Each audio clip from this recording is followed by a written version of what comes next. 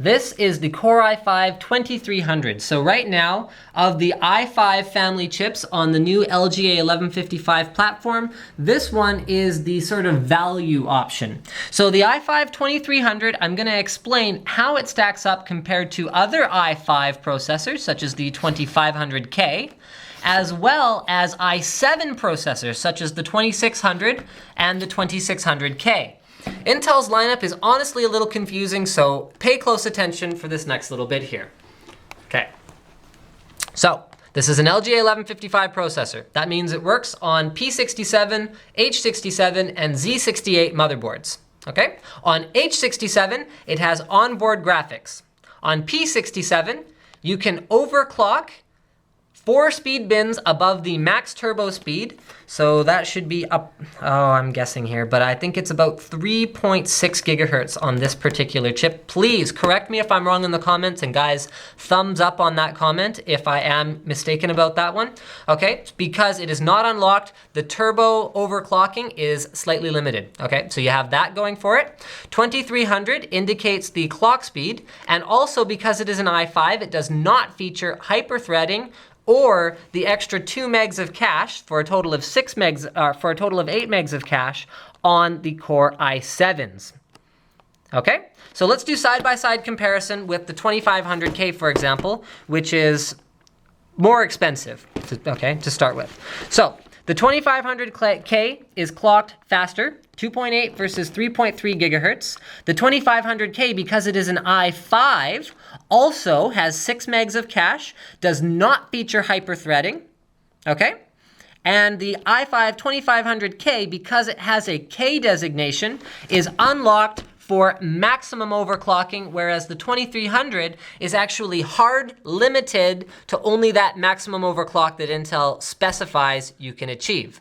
These both use the, because of the K designation, it also has slightly faster Intel HD graphics built in versus the HD graphics 2000 that is built into the 2300. Okay, I hope that was all clear. They both have turbo boost. And so yeah, turbo boost goes as far as you want here, and you are limited here. Next, i7-2600. So neither of these are K processors, which means they are not overclocking unlocked. So you are limited. You can do a little bit of overclocking, but not to the max. Because this one is an i7, besides being clocked higher, remember it's a 2600 versus a 2300, that means clock speed. Higher clock speed, lower clock speed. It has 8 megs of cache versus 6 megs of cache because this is an i7. It also has hyper-threading, which gives you 4 virtual cores to go with your 4 real cores. And that is pretty much it. Because these are neither of them K-series processors, they both have HD graphics 2000 rather than the full-fledged HD graphics 3000. Now, let's get to the ruler of the roost, the i7-2600K, which at the time of filming is the fastest CPU on the LGA1155 platform. And let's compare these guys. So the 2600K is clocked at the same clock speed as the 2600 non-K, because that's what that number means. That indicates clock speed. Because it's an i7, it has hyper-threading as well as an 8 meg cache versus a 6 meg cache on the 2300. Because it is a K-series processor, it has, sorry about that, guys, batteries. Because it is a K-series processor, it has HD graphics 3000 versus HD graphics 2000, and it is fully unlocked for maximum overclocking versus this one being locked down significantly. Now, bear in mind that even though this i5 has limited overclocking potential, compared to any CPU that does not feature, and I'll show you guys where it says on the box, Intel Turbo Boost Technology 2.0, so this one has it, and versus any processor that does not have that feature, it can still do more overclocking, because any chip that does not feature Turbo Boost is completely overclocking locked, regardless of which platform you are using it on.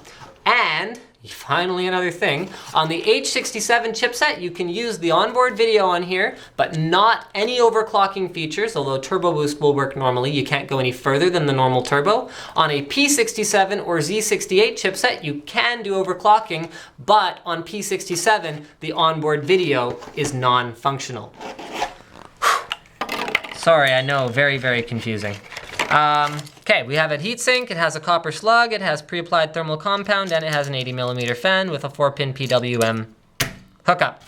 We have a little thing here that says you have a 3-year warranty. It has an Intel Inside logo, and it has installation instructions.